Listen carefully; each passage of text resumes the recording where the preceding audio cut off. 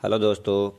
बिहार दरोगा SI mains 2020 की test series में आप सभी का स्वागत है। यह हमारा टेस्ट नंबर 1 है। इस क्रम में आगे कई टेस्ट और आएंगे। इस टेस्ट का पीडीएफ डिस्क्रिप्शन बॉक्स में दिया गया है। इसके अतिरिक्त डिस्क्रिप्शन बॉक्स में टेलीग्राम ग्रुप एवं फेसबुक का लिंक दिया हुआ है, जहां से आप आगे आने वाले टेस्ट के पीडीएफ को आसानी से डाउनलोड कर पाएंगे। आगे के जितने भी टेस्ट हैं उनको देख पाएंगे और पिछले के भी टेस्ट को देख पाएंगे। इससे के अतिरिक्त जो कोई भी पीडीएफ है, जैसे करंट अफेयर्स के पीडीएफ, बीपीएससी अदर सब्जेक्ट के पीडीएफ, वहाँ से आप डाउनलोड कर सकते हैं। चलिए आगे बढ़ते हैं हमारे टेस्ट सीरीज के पहले क्वेश्चन की तरफ। टेस्ट सीरीज का पहला क्वेश्चन है, 1919 में भारत शासन अधिनियम के संबंध में निम्नलिखित में से कथनों पर विचार करें।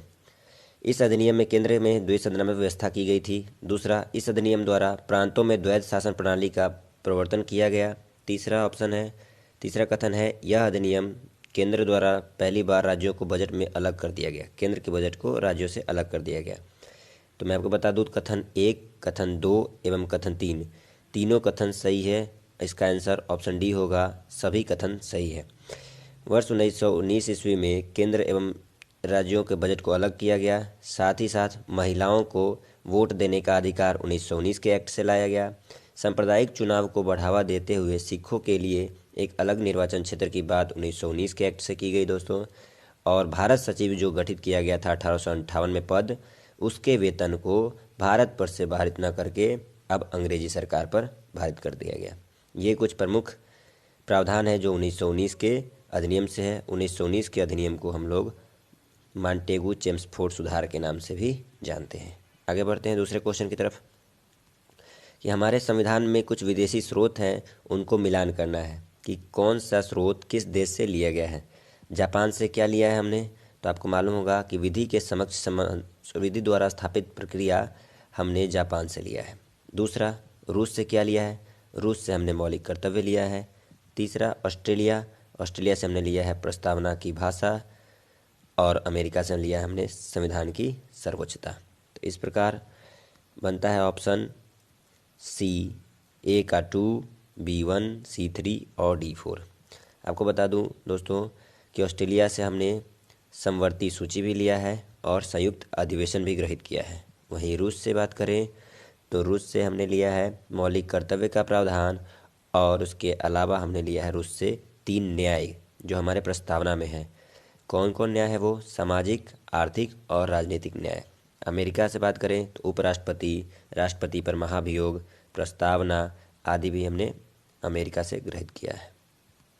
आगे बढ़ते हैं, संविधान के किस अनुच्छेद के तहत सर्वोच्च न्यायालय रीट जारी किया जाता है। भारत के संविधान में प्रत्येक व्यक्ति को मौलिक अधिकार प्रदान किए गए हैं। इन मौलिक अधिकारों का हनन न किया जाए, इसीलिए आर्टिकल 32 दिया गया है संवैधानिक उपचारों का अधिकार। इस संवैधानिक उपचारों के अधिकार के तहत सर्वोच्च न्यायालय एवं उच्च न्यायालय द्वारा रीट जारी किया जाता है। तो सर्वोच्च न्यायालय के द्वारा एवं उच्च न्यायालय के द्वारा 5 प्रकार के रीट जारी किए जाते हैं। सर्वोच्च न्यायालय आर्टिकल 32 के तहत रीट जारी करती है, वहीं उच्च न्यायालय आर्टिकल 226 का प्रयोग करके रीट जारी करती है। वो 5 रीट कौन कौन है उनको देखते हैं। पहला है बंदी प्रत्यक्षीकरण, दूसरा परमादेश, तीसरा उत्प्रेषण, चौथा प्रतिषेध लेख और पांचवा है अधिकार प्रेक्षालेख। ये 5 प्रकार के रीट हैं जो कि सर्वोच्च न्यायालय एवं उच्च न्यायालय द्वारा जारी किए जाते हैं आर्टिकल 32 एवं 226 का प्रयोग कर। आगे बढ़ते हैं क्वेश्चन नंबर 4 की तरफ। लोकसभा में सरकार के विरुद्ध अविश्वास प्रस्ताव लाने के लिए कितने सदस्यों की सहमति अनिवार्य है। आपको बता दें कि अविश्वास प्रस्ताव क्या होता है।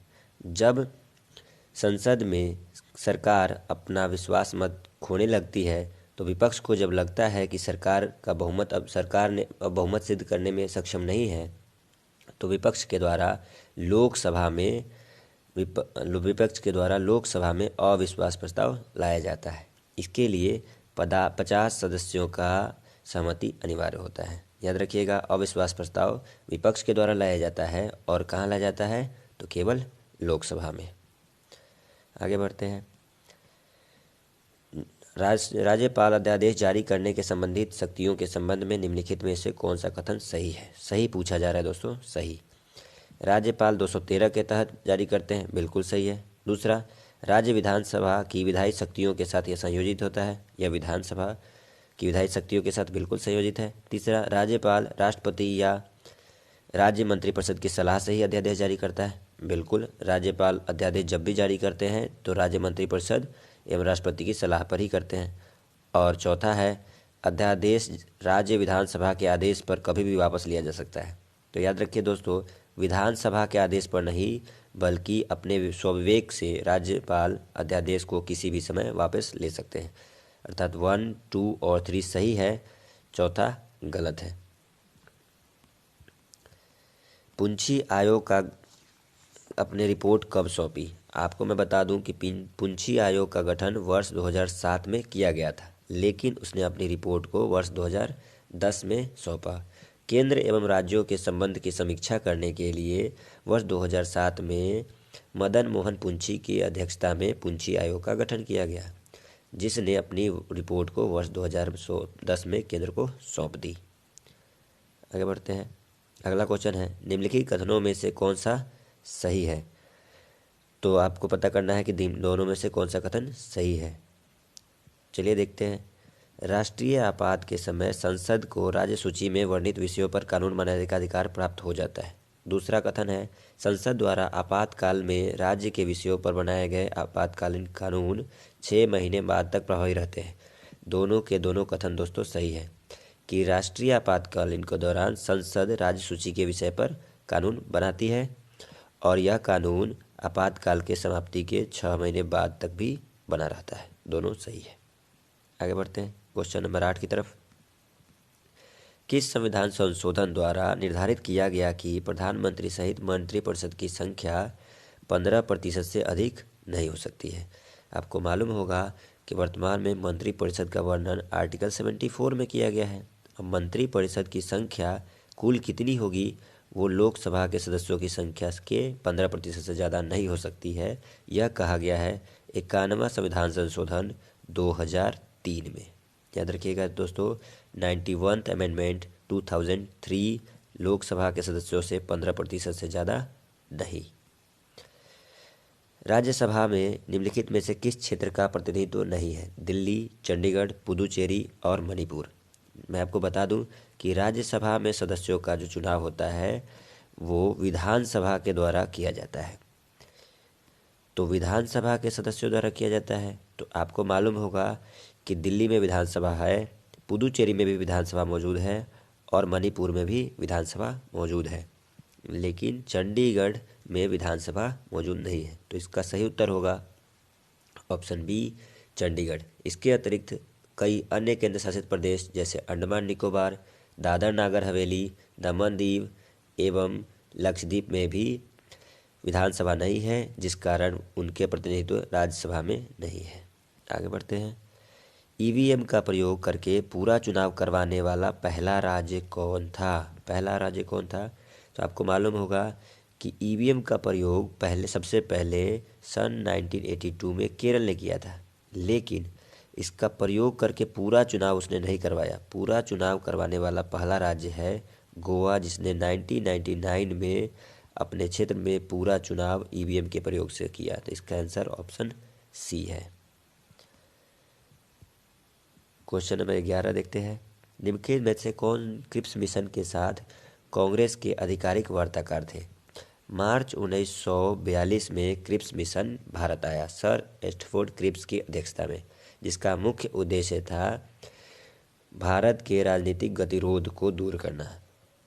अर्थात यूँ कहें कि यह एक सिर्फ दिखावा था। इसका मूल उद्देश्य भारतीयों को द्वितीय विश्व युद्ध में शामिल करने के लिए मनाना था, जिसके लिए कांग्रेस की ओर से वार्ताकार रहे पंडित जवाहरलाल नेहरू एवं वर्तमान अध्यक्ष, उस समय के अध्यक्ष मौलाना अबुल कलाम आज़ाद, जो उस समय कांग्रेस के अध्यक्ष थे। इसका आंसर ऑप्शन सी होगा। आगे बढ़ते हैं। आज़ाद हिंद फौज पर चला मुकदमा के बचाव के पक्ष में वकीलों के अध्यक्ष कौन थे?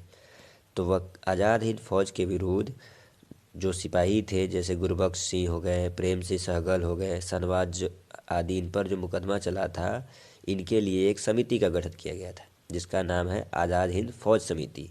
जिसके अध्यक्ष थे भोला भाई देसाई। भोला भाई देसाई इस मुकदमा के बचाव के जो वकीलों के अध्यक्ष बने वो कौन थे? भोला भाई देसाई। आगे बढ़ते हैं। हिंदुस्तान रिपब्लिक एसोसिएशन की स्थापना कहाँ की गई थी? तो हिंदुस्तान रिपब्लिक एसोसिएशन की स्थापना सन 1924 में की गई थी। किसके द्वारा? तो सचिंद्र नाथ सान्याल, राम प्रसाद बिस्मिल आदि के द्वारा। इसके संस्थापक थे सचिंद्र नाथ सान्याल, राम प्रसाद बिस्मिल आदि, और इसकी स्थापना कानपुर में की गई थी। याद रखिएगा, यही बाद में बनता है हिंदुस्तान सोशलिस्ट रिपब्लिकन एसोसिएशन, जिसकी स्थापना 1928 में की गई थी, जिसके संस्थापक थे चंद्रशेखर आज़ाद। आगे बढ़ते हैं। सबसे पहले पाकिस्तान की स्थापना का विचार की कल्पना किसने की? पाकिस्तान की स्थापना आपके मन में आ रहा होगा कि मोहम्मद जिन्ना, मोहम्मद इकबाल, शौकत अली, आगा खां। आप सोच रहे होंगे कि ऑप्शन में रहमत अली चौधरी क्यों नहीं है, क्योंकि क्वेश्चन में पूछा कुछ और जा रहा है दोस्तों। पाकिस्तान की स्थापना का विचार सबसे पहले मोहम्मद इकबाल के मन में आया था, लेकिन चौधरी रहमत अली द्वारा पाकिस्तान शब्द दिया गया था। तो याद रखिएगा, पाकिस्तान की स्थापना का विचार मोहम्मद इकबाल के द्वारा, और पाकिस्तान शब्द की खोज किसने की? तो रहमत अली चौधरी ने। अगले क्वेश्चन की तरफ बढ़ते हैं। इंडियन फ्रीडम लीग पुस्तक के लेखक कौन है? इंडियन फ्रीडम लीग ऑप्शन है बाल गंगाधर तिलक, वीर सावरकर, गोपाल कृष्ण गोखले और बाबा साहब अम्बेडकर। तो इसका आंसर है ऑप्शन बी, वीर सावरकर के द्वारा इंडियन फ्रीडम स्ट्रगल नामक पुस्तक लिखी गई थी। अभिनव भारत के संस्थापक भी वीर सावरकर ही है, जिन्होंने 1904 में इसकी स्थापना की थी। आगे बढ़ते हैं। नेशनल इंडियन एसोसिएशन संगठन की संस्थापना किसने की?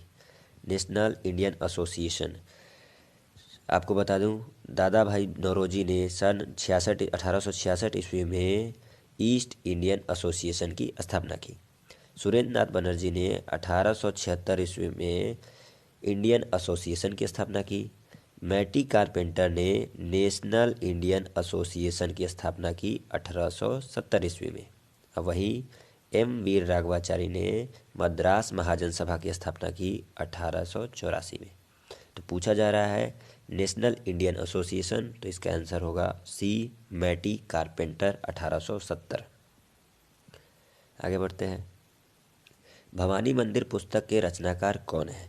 तो भवानी मंदिर जो पुस्तक है वो वरिंद्र कुमार घोष द्वारा लिखी गई है। भवानी मंदिर पुस्तक वरिंद्र कुमार घोष। के क्वेश्चंस की तरफ आते हैं। रीजनिंग का पहला क्वेश्चन है 0, 7, 26, 63, 124 और अगला टर्म क्या होगा? ये टर्म है जो दिए गए हैं और इसमें कुछ रिलेशन बनाया गया है। आपको उन रिलेशन को पकड़ना है और क्वेश्चन को सॉल्व करना है। अब ध्यान से देखिएगा, तो पहला 0 जो है वो 1 के क्यूब से 1 कम है, दूसरा 2 के क्यूब से 1 कम है, तीसरा 3 के क्यूब से 1 कम है। वैसे ही आगे बढ़ते 4, 5 और ये होगा 6 के क्यूब से 1 कम। तो सब में 1 1 कम होता जा रहा है। 1, 2, 3, 4, 5 और 6 के क्यूब से 1 कम। तो इसका आंसर आएगा ऑप्शन नंबर बी, 215। आगे बढ़ते हैं। Find the number of triangles in the given picture, यानी कि दी गई आकृति में कुल कितने त्रिभुज हैं। आप इसको काउंट करेंगे तो आप पाएंगे कि इसमें कुल 13 त्रिभुज हैं, अर्थात ऑप्शन डी बिल्कुल सही है। आगे बढ़ते हैं कि वेन डायग्राम बनाना है, यानी आकृति को गोल घेरे, इसको आकृति में दर्शाना है कि कौन सा गोला इसको निरूपित करता है। ऑप्शन है, इसमें क्वेश्चन जो पूछा गया है वो है झाड़ू, पोछा और फर्श क्लीनर। तो आपको पता होगा कि झाड़ू एवं पोछा फर्श क्लीनर के ही अंतर्गत आते हैं, और पोछा का झाड़ू से कोई संबंध नहीं है, दोनों का काम अलग अलग है। तो इसका आंसर ऑप्शन बी आ जाएगा। आगे बढ़ते हैं। क्वेश्चन है, दो संख्याओं का गुणनफल एवं उनके अंतर क्रमशः 93 एवं 28 है, तो उनके व्युत्क्रम का अंतर क्या होगा? आप इसको x और y के भी रूप में सॉल्व कर सकते हैं कि दो संख्याओं का गुणनफल xy बराबर 93 and x minus y equal to 28, और पूछा जा रहा है उनके व्युत्क्रम का अंतर। तो हमेशा उनके व्युत्क्रम का अंतर होता है x minus y divided by x y, अर्थात 28/93। इस प्रकार इसका आंसर ऑप्शन ए होगा। आगे बढ़ते हैं। अगला क्वेश्चन है, 60 छात्रों की एक कक्षा में प्रत्येक लड़के ने कक्षा की लड़कियों की संख्या के बराबर रुपए दिए और लड़कियों की कक्षा ने लड़कों के संख्या के बराबर रुपए का योगदान किया और कुल 1600 रुपये एकत्रित हुए। तो कक्षा में लड़के तथा लड़के की संख्या पूछी जा रही है, लड़कों की संख्या क्या होगी। तो आप इसको ऑप्शन से भी सॉल्व कर सकते हैं। यदि मैं मान लूँ कि लड़का 30, टोटल छात्रों 60, टोटल छात्र हैं 60, तो अर्थात लड़की की भी संख्या हो गई 30। लड़का ने लड़की की संख्या के बराबर पैसे दिए यानी 30 × 30। अब और इधर लड़की ने लड़कों की संख्या के बराबर पैसे दिए अर्थात 30 × 30। तो कुल पैसों की संख्या हो गई 900 + 900 1800। ऐसे ही ऑप्शन चेक करेंगे कि कौन सा ऑप्शन करेक्ट आता है। तो इस प्रकार ऑप्शन सी में आप देखेंगे कि यदि मैं लड़कों की संख्या को 20 लेता हूँ तो लड़कियों की संख्या 40 हुई। तो लड़कों ने लड़कियों की संख्या के बराबर योगदान दिए यानी 20 × 40। वहीं लड़कियों की संख्या हो गई 40 और इसने लड़कों की संख्या के बराबर योगदान दिए यानी कि 20। तो टोटल 800 और प्लस 800 1600 रुपये हो गए। अर्थात मैंने जो लड़कों की संख्या ली है वो बिल्कुल सही है। लड़कों की संख्या को यदि आप 40 कर देंगे तो भी आपका आंसर आ जाएगा। इस प्रकार लड़कों की संख्या 20 और 40 दोनों हो सकती है, लेकिन ऑप्शन में सिर्फ 20 दिया हुआ है, तो इस प्रकार आंसर सिर्फ सी होगा। अगले क्वेश्चन की तरफ बढ़ते हैं। एक नाव में 55 किलोग्राम एक कर्मी की जगह पर नया कर्मी आता है, जिससे नाव में 12 कर्मियों के औसत भार में 1/3 की वृद्धि हो जाती है। तो बताइए कि नए कर्मी का भार क्या है। आपको बस ये ध्यान देना है कि वृद्धि हो रहा है या कमी। तो यहाँ पे साफ साफ लिखा हुआ है कि बढ़ जाता है। तो सभी 12 कर्मियों में 1/3 बढ़ जाता है। तो 12 कर्मियों में प्रत्येक में 1/3 अर्थात 4 kg बढ़ जाता है। तो 4 kg बढ़ जाता है, पहले से 55 था तो 55 + 4 यानी कि 59 kg का वो बंदा है। आगे बढ़ते हैं। 2 उम्मीदवार के मध्य चुनाव हुए। पहले उम्मीदवार को कुल वैध मतों का 80% मत मिला। कुल मत 1,80,000 है। 10% मत अवैध घोषित किए गए। तो दूसरे उम्मीदवार के पक्ष में कितने वैध मत पड़े, आपको ये पता करना है। तो पहले ये पता करिए कि इस कुल मत का अवैध कितना मत है। तो इस कुल मत का अवैध है 10%, तो वैध होगा 1,80,000 का 90%। ये हो गया। अब उस वैध मत में से जीतने वाले को 80% मिला होगा, तो इस कुल वैध मत में से हारने वाले को 20% मिला होगा। तो फिर आप इसका 20% ज्ञात कर लीजिए, जिसके पश्चात आपका आंसर आपको पता चल जाएगा। तो इस प्रकार इसका आंसर हो जाएगा 32,400। आगे बढ़ते हैं। अगला क्वेश्चन है, एक वस्तु का अंकित मूल्य उसके लागत मूल्य से 50% अधिक है। अंकित मूल्य में 20% की वृद्धि और विक्रय मूल्य में 20% की वृद्धि करने पर लाभ दोगुना हो जाता है। तदनुसार यदि अंकित मूल्य 300 रुपये हो तो विक्रय मूल्य क्या होगा। MRP ऑलरेडी गिवन है 300। MRP दिया हुआ है 300 और कहा गया है कि एक वस्तु का MRP उसके CP से कॉस्ट प्राइस से 50% ज़्यादा है, अर्थात 150%, 150% = 300।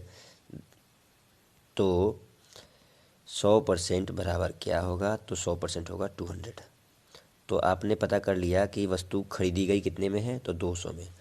तो पूछा जा रहा है कि यदि वस्तु का लाभ दोगुना हो जाता है यदि विक्रय मूल्य में 20% की वृद्धि की जाती है। तो विक्रय मूल्य में पहले मान लीजिए कि कुछ दिया हुआ, तो पहले तो हम 200 लेंगे नहीं, क्योंकि यदि लाभ 200 में खरीद के 200 में बेचेंगे तो लाभ तो होगा नहीं। पूछा जा रहा है कि विक्रय मूल्य ज्ञात करना है, तो 250 लेते हैं। तो पहले 200 में खरीदे थे और 250 में बेच रहे थे, तो लाभ हो रहा था 50 रुपये। अब कहा जा रहा है कि अब विक्रय मूल्य को 20% बढ़ा दिया जाए तो क्या लाभ दोगुना होगा। तो विक्रय मूल्य के यदि मैं बढ़ाऊँ 20%, तो आप पाइएगा कि इसका 20% होता है 50 रुपये। तो अब विक्रय मूल्य हो गया है 300 रुपये। तो पहले हो रहा था 50 रुपये लाभ, अब 200 में खरीद के 300 में बेच रहे हैं तो हो रहा है 100 रुपये लाभ। तो बिल्कुल 100 रुपया 50 का दुगना है, यानी जो मैंने ऑप्शन लिया है वो बिल्कुल सही है, ऑप्शन बी बिल्कुल सही है। इसको आप सेकेंड मेथड से भी बना सकते हैं।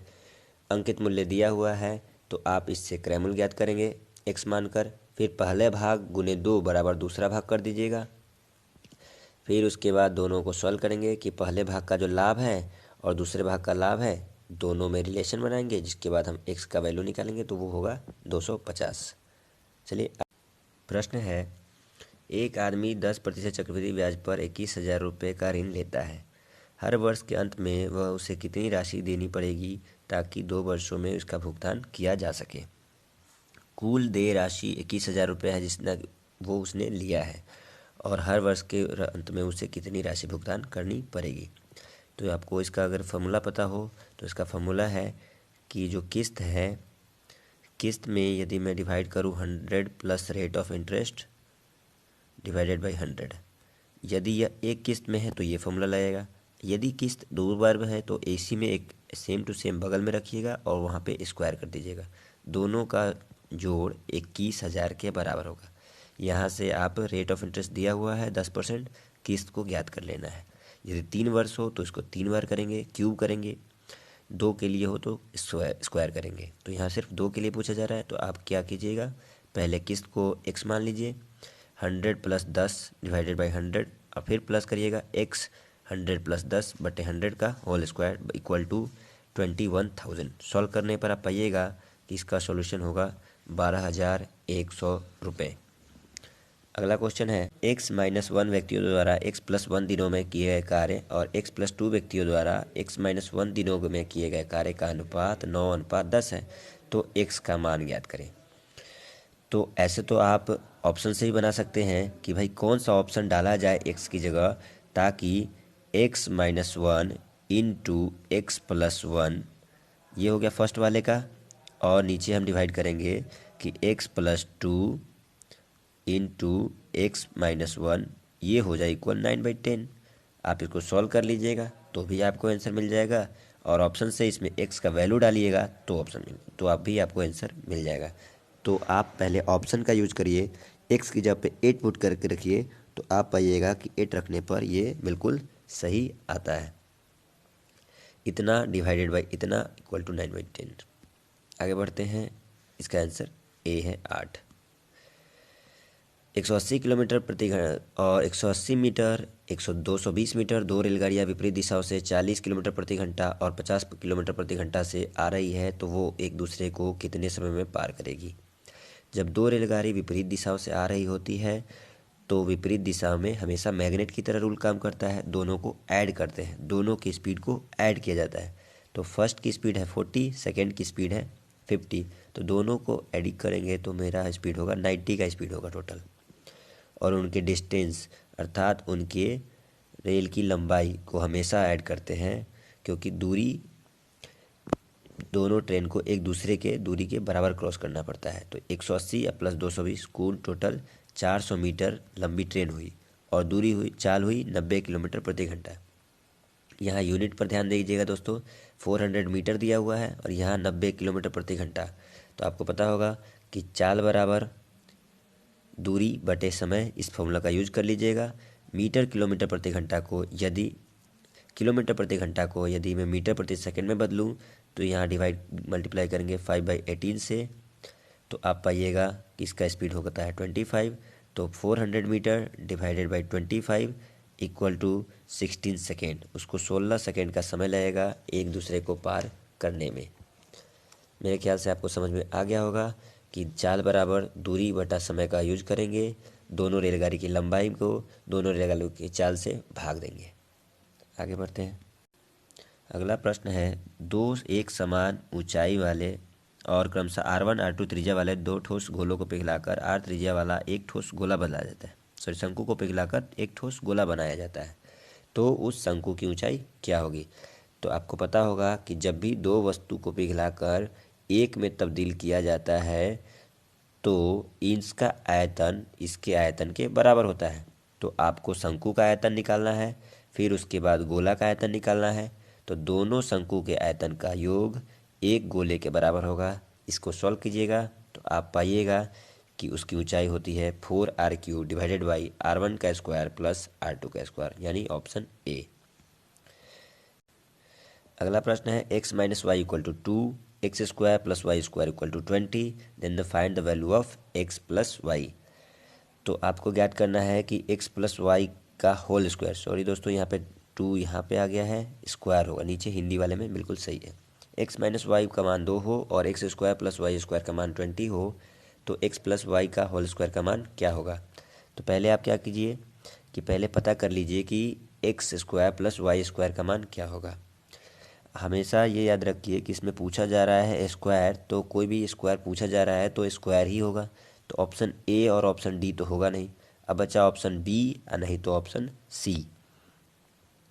तो पहले देख लेते हैं कि कौन सा स्क्वायर बिल्कुल आता है जिसमें कि जोड़ने पर 20 आता है। तो मेरे ख्याल से आपके दिमाग में घूम रहा होगा कि यदि मैं x को 4 ले लूँ और y को 2 ले लूँ तो मेरा काम बन जाएगा कि x माइनस वाई 2 आ जाएगा और x square plus y square का वैल्यू 20 आ जाएगा।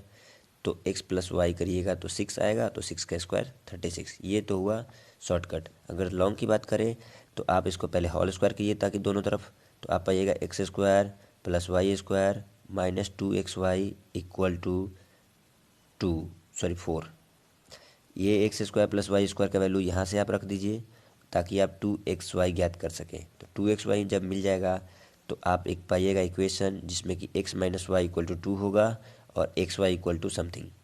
तो उसके बाद आप x और y का वैल्यू खुद ब खुद सोच पाइएगा कि x का मान 4 होगा और y का मान 2 होगा। आगे बढ़ते हैं। Find the value of sine 90 degree minus A into cos 90 degree minus A divided by cot A. तो साइन 90 डिग्री माइनस ए को हम लोग कहते हैं कॉस ए, फिर पूछा जा रहा है इंटू दिया हुआ है कॉस 90 डिग्री माइनस ए, तो जिसको कहते हैं साइन ए, और डिवाइडेड बाई करना है कॉट ए। तो कॉट को यदि मैं साइन में और कॉस में तब्दील करूं तो होगा कॉस डिवाइडेड बाई साइन, तो नीचे से साइन ऊपर चला जाएगा, कॉस कॉस को कट कर देगा, तो आंसर हो जाएगा साइन स्क्वायर ए, यानी ऑप्शन बी बिल्कुल सही है। आगे बढ़ते हैं। 34 कि triangle D E F will be, ये सभी मध्य बिंदु हैं, तो ट्रायंगल डी ई एफ पूरे त्रिभुज का कौन सा भाग होगा। अब ये तीनों मध्य बिंदु है, अर्थात ये एक तो इस नीचे भी एक, ये एक तो ये भी एक, और ये एक तो ये भी एक, सभी बराबर हो गए। तो आप पाइएगा कि ऊपर वाला भी एक जैसा है, सभी एक जैसे दिख रहे हैं। तो ध्यान देने वाली बात यह है कि यदि सभी एक समान क्षेत्र में बट रहे हैं तो आप त्रिभुज की संख्या ज्ञात करें जो कि बराबर हो 1 2 3 और 4, ये 4 बार छोटे छोटे त्रिभुजों में बट रहा है। और किसी एक का पूछा जाए तो आप इसको करिए 1/4 होगा ये। यदि 2 का पूछा जाता तो हम 2/4 करते हैं, 3 का पूछा जाता तो 3/4 करते हैं।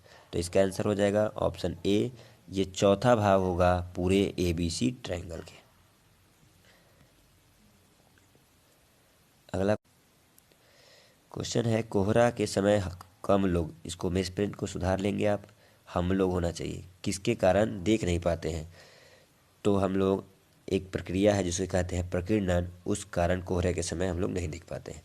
वायुमंडल में मौजूद धूल कण के कारण प्रकाश जब उन धूल कणों से टकराती है तो बिखरती है, जिसे कहा जाता है प्रकाश का प्रकीर्णन, स्कैटरिंग ऑफ लाइट, जिस कारण कई घटनाएं घटती है। तो इस घटना में क्या है कि आकाश का जो नीला दिखाई देना और समुद्र का जो नीला दिखाई देना वो प्रकाश के प्रकीर्णन के कारण है। इसी में एक कारण बनता है कोहरे के समय हम लोग का दूर तक नहीं देख पाना। यदि आंतरिक परिवर्तन की बात करें तो हीरा का जो चमकना है वो आंतरिक परिवर्तन का परावर्तन का उदाहरण है। अपवर्तन, पानी में डूबी हुई कोई छड़ है वो मुड़ी हुई दिखाई देता है, तल उठा हुआ दिखाई देता है, तो ये अपवर्तन का है। तारे का टिमटिमाना भी अपवर्तन का ही उदाहरण है। परावर्तन, हम लोग अपने चेहरे को शीशे में देख पाते हैं, ये परावर्तन का उदाहरण है। आगे बढ़ते हैं। निम्नलिखित में से कौन सी सर्वाधिक संख्या परमाणु तत्व, यानी सर्वाधिक परमाणु संख्या वाला तत्व कौन है। हाशियम, मीटरेनियम, डर्मस्ट्रियम और सिबोर्जियम। तो इसका आंसर होगा ऑप्शन नंबर सी। डर्मिटियम का परमाणु क्रमांक 110 है, मार्ट्रियम का 109 है, हाशियम का 108 है और सिबोर्जियम का 106 है। ध्यान रखिएगा सबसे ज़्यादा परमाणु संख्या इस सब में डर्मस्ट्रियम का है 110। दो गैमीट के विलय से एक कोश की संरचना का निर्माण होता है, जिसे क्या कहते हैं? दो गैमीट। गैमीट क्या होता है पहले ये समझ लीजिए। एक स्पर्म एवं एक अंडाणु को गैमीट कहा जाता है। यदि वो निषेचन के दौरान दोनों मिलते हैं तो एक कोश की संरचना का निर्माण होता है, जिसे हम लोग कहते हैं जाइगोट। आगे बढ़ते हैं। CO1148 क्या है? CO1148 क्या है? तो ये गन्ना की एक प्रजाति का नाम है। अगला क्वेश्चन है, निम्नलिखित में कौन सा नाइट्रोजन स्थिरीकरण करने वाला जीव नहीं है? पूछा जा रहा है कौन सा नाइट्रोजन स्थिरीकरण करने वाला जीव नहीं है। वायुमंडल से नाइट्रोजन को लेकर उसे किसी अन्य रूप में अमोनिया जैसे तत्वों में बदलना, यही है नाइट्रोजन स्थिरीकरण। नॉस्टैक इस काम को करता है, एजोटोबैक्टर भी करता है, एनाबिना भी करता है, और लेकिन माइकोराइजा इस काम को नहीं करता है।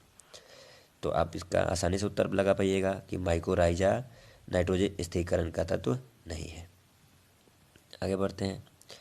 प्रालेथ्रीन एक क्या है? पीड़ानाशक है, पेशी शिथिलक है, केश रंजक है, या मच्छर विकर्षक है? तो इसका आंसर होगा ऑप्शन सी। आम जो हम लोग घरेलू यूज में करते हैं मच्छर को भगाने के लिए, वो है पार्लेथीन। आगे बढ़ते हैं 41 क्वेश्चन की तरफ। 41 क्वेश्चन कह रहा है कि इस निम्नलिखित को सुमेलित करें। सूखी बर्फ, आप लोग जानते हैं ठोस कार्बन डाइऑक्साइड को सूखी बर्फ के रूप में जाना जाता है। टेफ्लॉन, टेफ्लॉन क्या है? एक पॉलीमर है जो बहुलक के रूप में होता है। क्लोरीन, यह शुद्ध जल करने के काम में आता है, जल को शुद्ध करने के काम में आता है। वहीं पेनिसिलिन की बात करें तो पेनिसिलिन एक एंटीबायोटिक है जो कि प्रतिजैविक के रूप में है। तो इसका आंसर होगा ऑप्शन नंबर ए। आगे बढ़ते हैं। निम्न में कौन सा एक विटामिन नहीं है? आप अब देखते हैं ऑप्शन। नियासिन, थायरॉक्सिन, राइबोफ्लेविन और पायरिडॉक्सिन। नियासिन विटामिन B3 को कहते हैं, राइबोफ्लेविन विटामिन B2 को कहते हैं, पायरिडॉक्सिन विटामिन B4 को कहा जाता है, थायरॉक्सिन एक ग्रंथि का हार्मोन का नाम है। एक पिंड का अधिकतम भार किस में होता है? एक पिंड का अधिकतम भार दोस्तों हाइड्रोजन में होता है। सबसे ज़्यादा उस पिंड का भार हाइड्रोजन में होता है, और उस पिंड का जब भार वैसी जगह पे निर्वात हो वहाँ पे उसको शून्य महसूस होता है। अगले क्वेश्चन की ओर बढ़ते हैं। ध्वनि का एक महत्वपूर्ण अभिलक्षण तारत्व पिच जो निर्भर करता है। किसी व्यक्ति जो बोलता है उसका जो पिच है वो उसकी फ्रीक्वेंसी पर निर्भर करता है, उसकी तीक्ष्णता उसके आवृत्ति पर निर्भर करती है, और आवृत्ति हमेशा याद रखिएगा उसके तरंग दर के विपरीत होती है। तरंग दर बढ़ेगा तो आवृत्ति कम होगी, आवृत्ति बढ़ेगी तो तरंग दर कम होगा। सूर्य के प्रकाश से पराबैंगनी विकिरण अभिक्रिया निम्न में से क्या पैदा करती है? तो पराबैंगनी अभिक्रिया ओजोन गैस पैदा करती है। सूर्य के प्रकाश से पराबैंगनी विकिरण अभिक्रिया ओजोन गैस को पैदा करती है। गामा क्षय, गामा डीके से परमाणु में क्या परिवर्तन होता है? आपको पता होगा कि अल्फा, बीटा और गामा के निकलने से परमाणु पे निम्न प्रभाव पड़ते हैं। अल्फा से क्या होता है? अल्फा से परमाणु संख्या में 2 का और उसके द्रव्यमान में 4 की कमी हो जाती है। याद रखिए, द्रव्यमान में 4 की कमी और परमाणु संख्या में 2 की कमी। वहीं बीटा से बात करें तो बीटा से परमाणु द्रव्यमान में कोई फर्क नहीं पड़ता है, बल्कि परमाणु संख्या में 1 की वृद्धि हो जाती है। और गामा से दोनों में कोई फर्क नहीं पड़ता है, ना ही परमाणु संख्या में और ना ही परमाणु द्रव्यमान में। तो इसका आंसर होगा ऑप्शन डी। आगे बढ़ते हैं। वह भौतिक राशि कौन है जो मात्रा में वृद्धि के बाद भी अप्रभावित रहता है? किसी वस्तु में, अर्थात अगर वो 2 kg है तो उसको 3 kg कर देंगे फिर भी उसमें कोई परिवर्तित ना होगा, वो क्या होगा? तो 2 kg से 3 kg करने पर भार परिवर्तित हो गया, इसका आंसर ये नहीं होगा। आयतन, उसके क्षेत्रफल में वृद्धि हो गई, ये भी हो गया। उसका द्रव्यमान वो भी बदल गया, लेकिन उसका घनत्व नहीं बदला। यदि वह पानी 2 लीटर हो या पानी 3 लीटर हो, उसका घनत्व सेम ही होता है। आगे बढ़ते हैं। यूरेनियम के रेडियोधर्मी विघटन का अंतिम उत्पाद क्या है? यूरेनियम का जब रेडियोधर्मी विघटन किया जाता है तो वह परिवर्तित होता है प्लूटोनियम में, और अंततः वह परिवर्तित हो जाता है सीसा में। तो यूरेनियम का अंतिम उत्पाद है सीसा। क्वेश्चन नंबर 51 देखते हैं। कौन सुमेलित नहीं है? कौन सुमेलित नहीं है? रेंटिंग पनीर, जैव प्रौद्योगिकी, प्लास्टिमिड्स, गोल्डन चावल, विटामिन ए, ओजोन परत, ट्रोपोस्फेयर। आपको मालूम होगा कि ओजोन परत ट्रोपोस्फेयर में नहीं बल्कि स्ट्रेटोस्फेयर के ऊपरी परत पे पाया जाता है। यह ओजोन परत हमारे पृथ्वी की रक्षा करता है सूर्य के आने वाली पराबैंगनी किरणों से। निम्नलिखित में से कौन सा तत्व अर्धचालक है? एल्युमिनियम एक धातु है, चांदी एक धातु है, सीसा एक अधातु है और सिलिकॉन एक उपधातु यानी अर्धचालक है।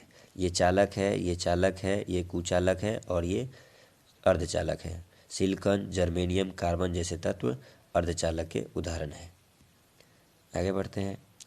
पशुओं को दिया जाने वाला दर्द निवारक भारत में गिद्धों के विलुप्त होने के लिए उत्तरदायी है, वो कौन सा दर्द निवारक दवा है?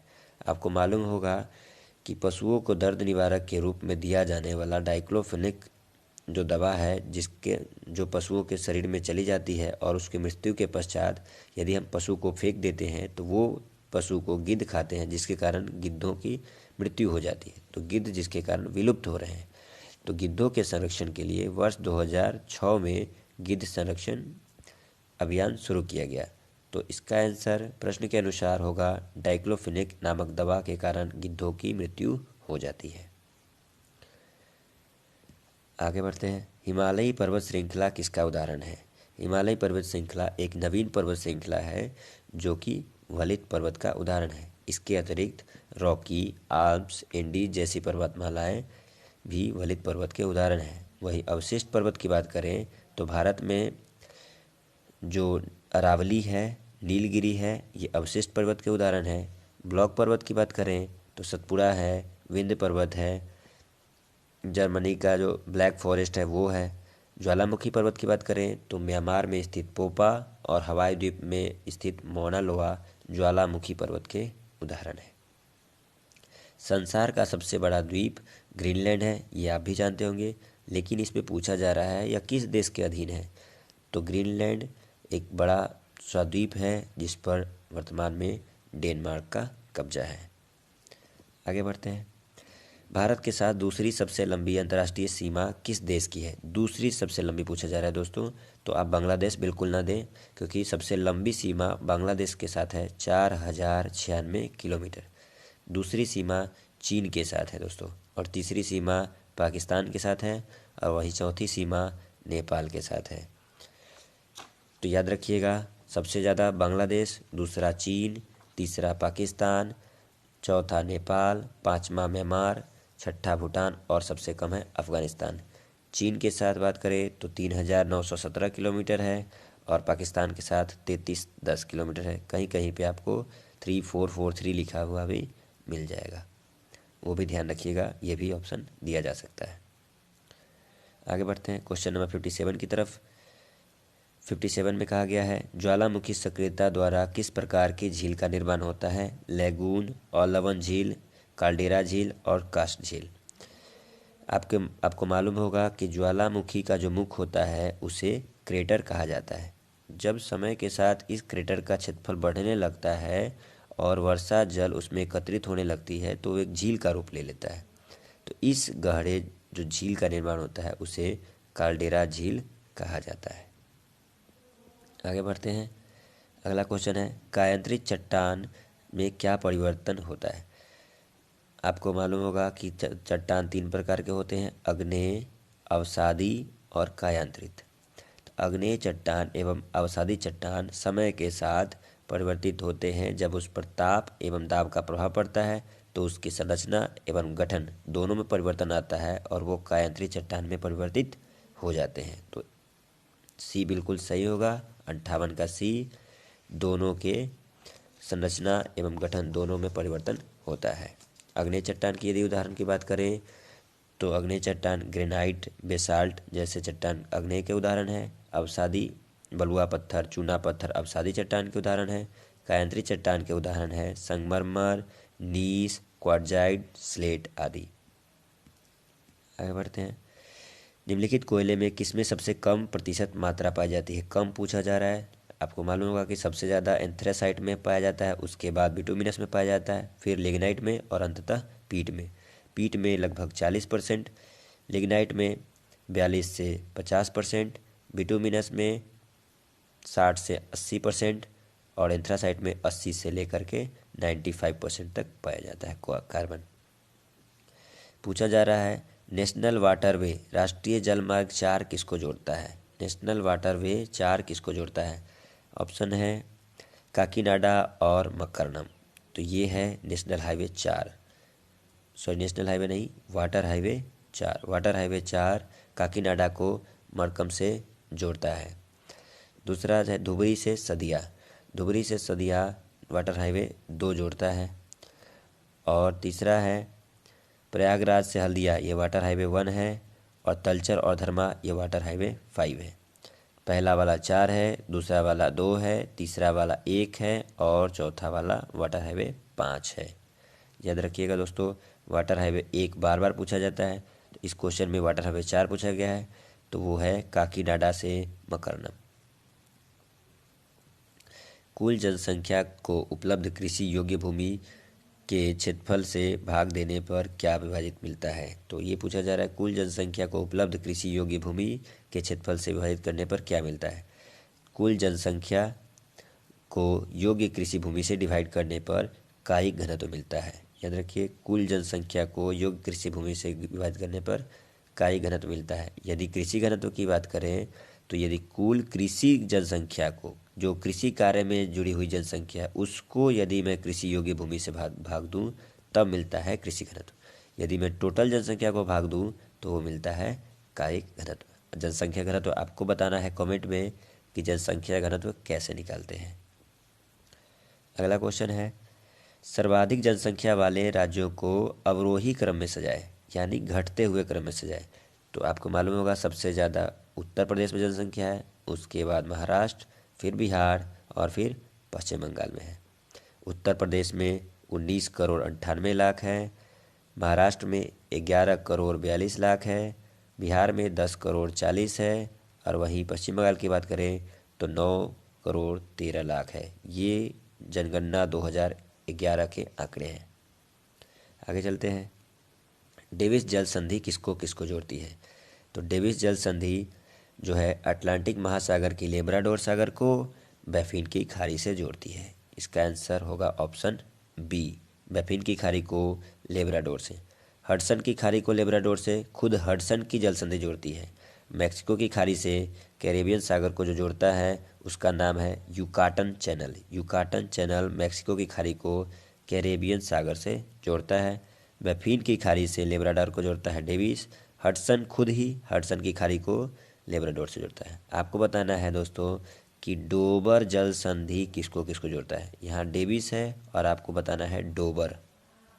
आगे बढ़ते हैं। वन स्थिति रिपोर्ट 2019 के अनुसार कुल भौगोलिक क्षेत्र पर वन और वृक्षों से आच्छादित क्षेत्र कितना है? तो वन स्थिति रिपोर्ट हाल ही में जारी किया गया फॉरेस्ट विभाग के अनुसार। यह प्रति 2 वर्ष पर जारी किया जाता है। अभी 2017 के बाद 2019 में यह जारी किया गया। इसके अनुसार भारत में कुल वन तथा वृक्षों से आच्छादित क्षेत्र है 24.56%। तो याद कैसे करेंगे दोस्तों? 2 4 5 6 ऐसे याद करिएगा। 2 4 5 6 कुल वन आच्छादित क्षेत्र है 2 4 5 6। यदि वन की बात करें केवल वन कितना प्रतिशत पे है तो 21.67 पर है और केवल वृक्षों से आच्छादित क्षेत्र है तो 2.89% है। तो इसमें पूछा गया है कि वन और वृक्ष दोनों जोड़ के बताइए। तो इन दोनों को जब जोड़ेंगे तो आप पाइएगा कि 24.56% पर टोटल वन और वृक्षों से आच्छादित क्षेत्र है। सूची 1 तथा सूची 2 को सुमेलित करना है कि सबनकाया कहाँ पड़ता है, माउंट एटना कहाँ है, कोलिमा कहाँ है और मोरापी कहाँ है। तो आपको याद होगा कि माउंट एटला एक सक्रिय ज्वालामुखी है जो इटली में है। दूसरा सबनकाया पेरू में है, कोलिमा मैक्सिको में है और मेरापी इंडोनेशिया में है। तो इस प्रकार ऑप्शन सी बिल्कुल सही है। ऑप्शन सी बिल्कुल सही है। अगला क्वेश्चन है बाघ परियोजना की शुरुआत कब की गई थी? तो प्रोजेक्ट टाइगर के तहत बाघ परियोजना की शुरुआत 1973 में की गई थी। उसके बाद कई राज्यों में बाघ के संरक्षण के लिए टाइगर रिजर्व की स्थापना की गई। वहीं बात करें हाथी को बचाने के लिए, हाथी की परियोजना, हाथी बचाओ परियोजना 1992 में शुरू की गई थी। घड़ियाल प्रजनन परियोजना 1975 में की गई थी और 1987 में गेंडा परियोजना की शुरुआत की गई थी। गेंडा 87, 1992 में हाथी, 1973 में बाघ और 1975 में घड़ियाल। बिहार में छपरा और गोपालगंज को जोड़ने वाला NH कौन सा है? छपरा और गोपालगंज को जोड़ने वाला NH 85 है। NH 82 जो जोड़ता है वो गया को मोकामा से जोड़ता है। NH 84 की बात करें तो आरा को बक्सर से जोड़ता है। वहीं NH 31 बिहार का सबसे लंबा NH है जो धुबरी को जोड़ता है गुवाहाटी से, जो बख्तियारपुर मोकामा होते हुए जाती है। मिलान करना है कि कौन सुमेलित, मिलान करना है। एक तरफ जलप्रपात दिया हुआ है, दूसरी तरफ जिले का नाम दिया हुआ है। काकोला जलप्रपात नवादा जिले में स्थित है, वहीं दुर्गावती जलप्रपात कैमूर जिले में स्थित है और धुआं कुंड जलप्रपात सासाराम में स्थित है। काकोलत नवादा में, दुर्गावती कैमूर में, धुआं कुंड सासाराम में। बी का 3, C1 और A 2। ऑप्शन डी बिल्कुल सही है। आगे बढ़ते हैं। बिहार के किस जिले को वर्मी कंपोस्ट का जिला कहा जाता है? कौन सा जिला वर्मी कंपोस्ट के रूप में जाना जाता है? तो बिहार का बेगूसराय जिला को वर्मी कंपोस्ट कहा जाता है। आगे बढ़ते हैं। पंपास घास का मैदान निम्नलिखित स्थान पर पाया जाता है। पंपास एक शीतोष्ण कटिबंधीय घास का मैदान है, ठंडी घास का मैदान है जो कि अर्जेंटीना में पाया जाता है, जो कि साउथ अमेरिका का देश है। आपको बताना है कि अर्जेंटीना की राजधानी कहाँ है। वहीं ऑस्ट्रेलिया की बात करें तो ऑस्ट्रेलिया में डाउन्स घास का मैदान है। दक्षिण अफ्रीका में बात करें तो वेल्स जो है घास का मैदान है। ब्राज़ील में बात करें तो कंपोज घास का मैदान है। दक्षिण अफ्रीका में वेल्स, ब्राज़ील में कंपोज, ऑस्ट्रेलिया में डाउन्स और अर्जेंटीना में पंपास। वहीं उत्तरी अमेरिका में प्रेरी एक घास का मैदान है। वायु का तापमान कम होने से आर्द्रता में क्या फर्क पड़ेगा? तो तापमान और आर्द्रता दोनों एक दूसरे के विपरीत है। याद रखिए, तापमान कम होगा तो आर्द्रता बढ़ेगी, तापमान बढ़ेगा तो आर्द्रता घटेगी। तो ऑप्शन ए बिल्कुल सही है। तापमान कम होने पर आर्द्रता, सापेक्षिक आर्द्रता में वृद्धि होती है। अब हिस्ट्री के क्वेश्चन की तरफ बढ़ते हैं। हिस्ट्री का क्वेश्चन है, किस शासक को द्वितीय अशोक के रूप में जाना जाता है? ये द्वितीय है, इसको ठीक कर लीजिएगा दोस्तों, द्वितीय अशोक। तो वर्धन वंश के एक प्रमुख शासक हर्षवर्धन, जिसे हम लोग शिलादित्य भी कहा जाता है, उन्हीं को द्वितीय अशोक कहा जाता है। द्वितीय अशोक एवं शिलादित्य के रूप में हर्षवर्धन को जाना जाता है। हर्षवर्धन का पीरियड 606 से लेकर 647 तक है। हर्षवर्धन ने अपनी राजधानी को कन्नौज, थानेसर से कन्नौज स्थानांतरित की। ह्वेनसांग जो चीनी यात्री था वो 629 ईस्वी में हर्षवर्धन के काल में आया था। आगे बढ़ते हैं। एरन अभिलेख का संबंध किस शासक के है? आपको मालूम होगा कि पहली बार सती प्रथा का प्रमाण एरन अभिलेख से ही प्राप्त होता है।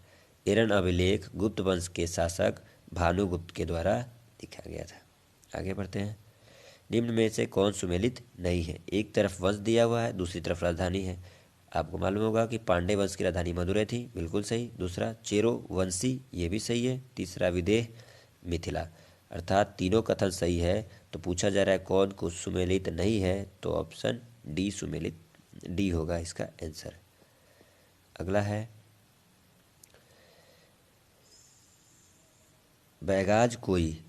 बोगाज कोई में 4 वैदिक देवताओं का वर्णन किया गया है। तो निम्नलिखित में से इसमें किसका वर्णन नहीं है? 1400 ईस्वी में एक पुस्तक मिली जिसका नाम है बैगाज कोई, जिसे एशिया माइनर भी कहा जाता है। इस पुस्तक में 4 देवी देवताओं का नाम है। ये देवता है इंद्र, मित्र, वरुण और नासत्य। ये चौथे देवता का नाम है नासत्य, जिसे अश्विनी कुमार कहा गया है। सोम देवता का वर्णन इसमें नहीं किया गया है। अगला है, थेरवाद एवं सर्वास्तिवाद का संबंध किस धर्म से है? क्वेश्चन नंबर 76 थेरवाद एवं स्थाविरवाद का संबंध किससे है? तो द्वितीय बौद्ध संगीति में बौद्ध धर्म में प्रथम बार विभाजन हुआ, जिसमें कट्टर विचारधारी के नाम के कहा जाता था थेरवाद या फिर स्थाविरवाद, और जो कि नरम थे, गैर कट्टर थे, उन्हें कहा जाता था सर्वास्तिवाद एवं महासंघिका। तो थेरवाद और सर्वास्तिवाद बौद्ध धर्म के दो भाग हैं। आगे बढ़ते हैं। मोहम्मद गौरी का पहला आक्रमण किस क्षेत्र पर हुआ था? तो मोहम्मद गौरी ने पहला आक्रमण 1175 में मुल्तान पर किया था, वहीं दूसरा आक्रमण 1178 में पाटन पे किया था। तो पूछा जा रहा है पहला आक्रमण, तो आंसर होगा ऑप्शन बी, मुल्तान पर। आगे बढ़ते हैं। मध्यकालीन भारत में किस शासक ने सर्वप्रथम नहरों का निर्माण कराया? नहर बनाने की प्रक्रिया सबसे पहले किसने शुरू की, वो भी मध्यकालीन भारत में? तो सर्वाधिक नहर फिरोज शाह तुगलक ने बनाए, जो कि 300 से अधिक थे, लेकिन सबसे पहले नहर की व्यवस्था शुरू की गयासुद्दीन तुगलक ने। तो इसका आंसर होगा गयासुद्दीन तुगलक, जो तुगलक वंश का संस्थापक है और तुगलकाबाद के भी संस्थापक है। आगे बढ़ते हैं। अब्दुल रजाक किस विजयनगर शासक के शासनकाल में भारत आया था? ऑप्शन है हरिहर द्वितीय, देवराय प्रथम, कृष्णदेव राय और देवराय द्वितीय। अब्दुल रजाक के बारे में मैं आपको बता दूं कि अब्दुल रजाक फारस का था, जो देवराय द्वितीय के काल में आया था। देवराय द्वितीय काल में अब्दुल रजाक आया था। वहीं निकोलो कोंटी जो इटली का था, वो देवराय प्रथम के काल में आया था 1420 में।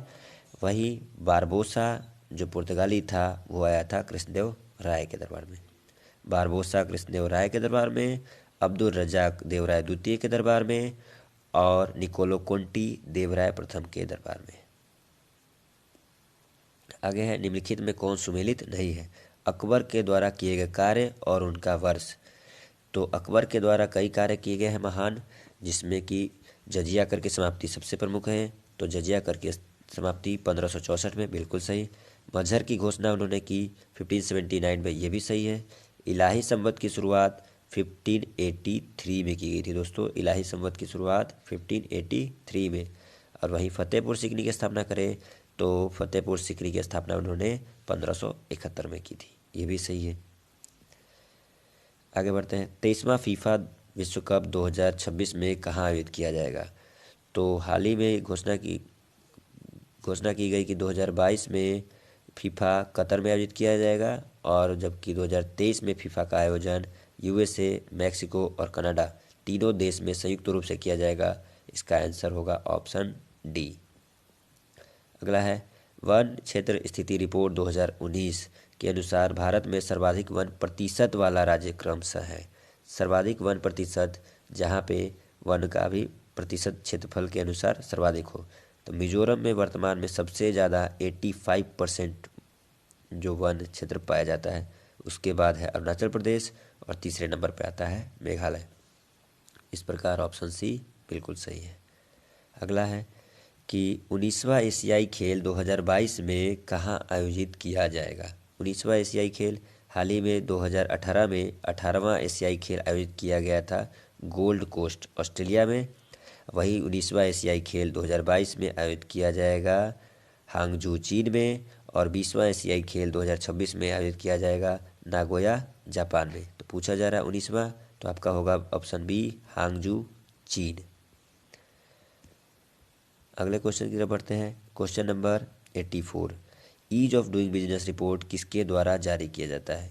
ईज ऑफ डूइंग बिजनेस, किस देश में बिजनेस करने के लिए स्थिति अच्छी है, इस हिसाब से विश्व बैंक के द्वारा यह रिपोर्ट प्रतिवर्ष जारी किया जाता है।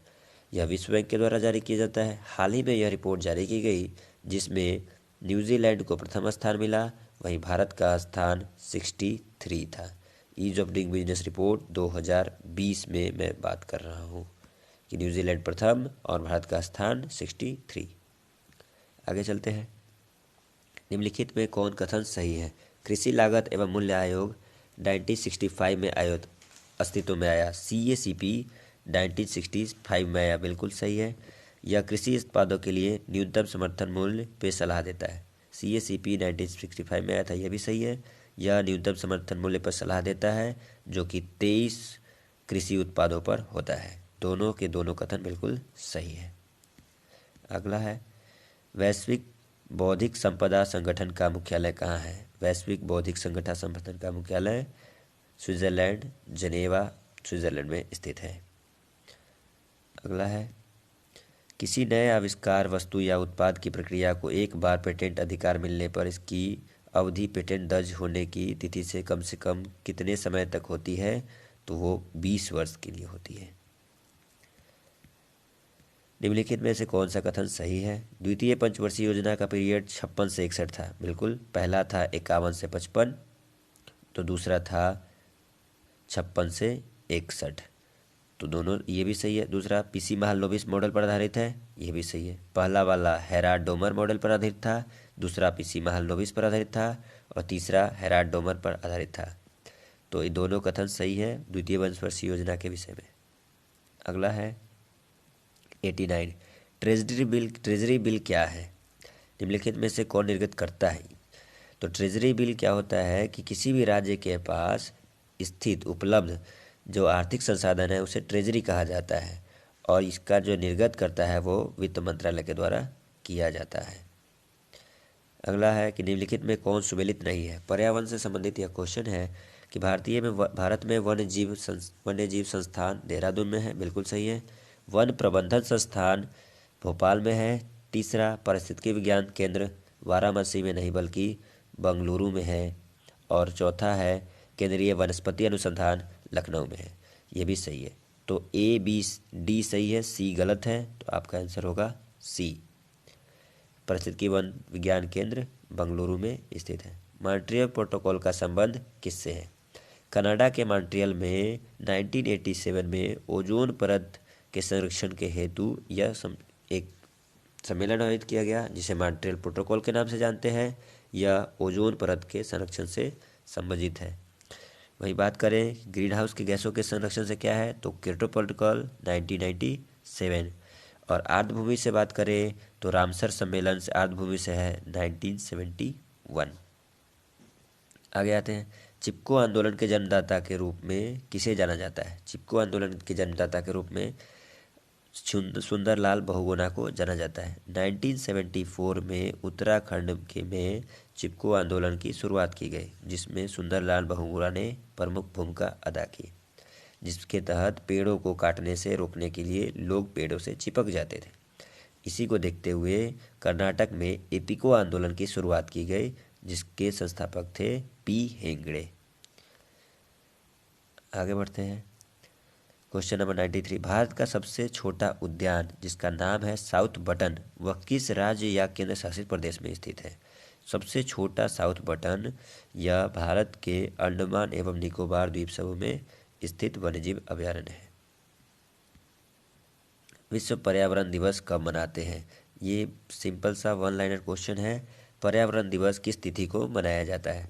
पर्यावरण दिवस आप दोस्तों पता होगा कि प्रतिवर्ष 5 जून को पर्यावरण दिवस के रूप में मनाया जाता है। 7 अप्रैल को स्वास्थ्य दिवस, 22 मई को जैव विविधता दिवस, वहीं 2 फरवरी की बात करें तो विश्व आर्द्र भूमि दिवस के रूप में मनाया जाता है। डबल फॉल्ट शब्द का संबंध किस खेल से है? डबल फॉल्ट लॉन टेनिस में प्रयोग किया जाने वाला एक शब्द है जिसमें स्ट्राइकर के द्वारा 2 बार गलती करने पर पॉइंट सामने वाले खिलाड़ी को दिया जाता है। आगे बढ़ते हैं, किस वर्ष तक भारत ने मलेरिया को समाप्त करने का लक्ष्य रखा है? भारत ने 2030 ईस्वी तक मलेरिया को समाप्त करने का लक्ष्य रखा है। वहीं टीबी को 2025 तक समाप्त करने का लक्ष्य रखा है भारत सरकार ने। 97 की तरफ क्वेश्चन के बढ़ते हैं, लाहौर की संधि 1846 के मामले में निम्नलिखित में से कौन सा कथन असत्य है? सिखों ने सतलज तथा व्यास नदियों के बीच की भूमि को अंग्रेजों को सौंप दी, बिल्कुल सही। सैनिकों की संख्या 12,000 घुड़सवार तथा 20,000 पैदल सैनिक थे, बिल्कुल सही। लाहौर में हेनरी लॉरेंस को रेजिमेंट नियुक्त किया गया, ये भी सही है। कश्मीर प्रदेश अंग्रेजों के नियंत्रण में आ गया, ये बिल्कुल गलत है। इसमें कश्मीर का प्रदेश अभी भी सिखों के नियंत्रण में था। अगले क्वेश्चन की तरफ बढ़ते हैं, निम्नलिखित में से कौन सुमेलित युग्म है, कौन सही है? बक्सर का युद्ध मीर जाफर और रॉबर्ट क्लाइव। आपको मालूम होगा कि 1764 में बिहार के बक्सर में बक्सर का युद्ध हुआ, जिसमें मीर जाफर के दामाद मीर कासिम साथ में शाह आलम द्वितीय एवं अवध के नवाब शुजाउद्दौला और क्लाइव के बीच में हुआ था। वांडीवास का युद्ध 1760 ईस्वी में फ्रांसीसी एवं ईस्ट इंडिया कंपनी के बीच हुआ। जालियांवाला युद्ध हुआ था डलहौजी के विरुद्ध नहीं, बल्कि उस समय जनरल डायर एवं उस जालियांवाला बाग में मौजूद के बीच जो हुआ था। आगे चलते खेरा का युद्ध। खेरा का युद्ध निजाम एवं ईस्ट इंडिया कंपनी नहीं, बल्कि खेरा का युद्ध हुआ था ताराबाई एवं साहू के बीच में। लास्ट 99 क्वेश्चन की तरफ बढ़ते हैं। पांडिचेरी की संधि किस के बीच हुई? अंग्रेज एवं मराठा, अंग्रेज एवं निजाम, अंग्रेज एवं फ्रांसीसी, अंग्रेज एवं पुर्तगाली। आपको मालूम होगा कि द्वितीय आंग्ल कर्नाटक युद्ध, सेकेंड आंग्ल कर्नाटक युद्ध के दौरान पांडिचेरी की संधि हुई। तो कर्नाटक युद्ध किसके बीच हुआ था? अंग्रेजों एवं फ्रांसीसी के बीच में। प्रथम कर्नाटक युद्ध एला सापल की संधि, सेकेंड वाला हुआ पांडिचेरी के साथ समाप्ति, और थर्ड वाला कर्नाटक युद्ध हुआ पेरिस की संधि के साथ समाप्त। लास्ट क्वेश्चन की तरफ बढ़ते हैं। जल जीवन हरियाली मिशन की शुरुआत हाल ही में किस राज्य सरकार के द्वारा की गई है? दोस्तों, इसका उत्तर आप बताइए कमेंट बॉक्स में। कमेंट बॉक्स में उत्तर देने के बाद मैं फिर आपको इसका डिस्क्रिप्शन में सॉल्यूशन दे दूंगा। ट्यूटोरियल के साथ जुड़े रहने के लिए आप सभी दोस्तों का धन्यवाद। आशा करता हूं कि यह वीडियो और यह पीडीएफ आपके आगे आने वाले एग्जाम्स में काफ़ी मददगार होगा। इस पीडीएफ को आप टेलीग्राम ग्रुप से आसानी से डाउनलोड कर पाएंगे, और भविष्य में आने वाले जो पीडीएफ है उनको भी आप उस ग्रुप से डाउनलोड कर पाएंगे। तो उससे जुड़ें और हमारे साथ बने रहें।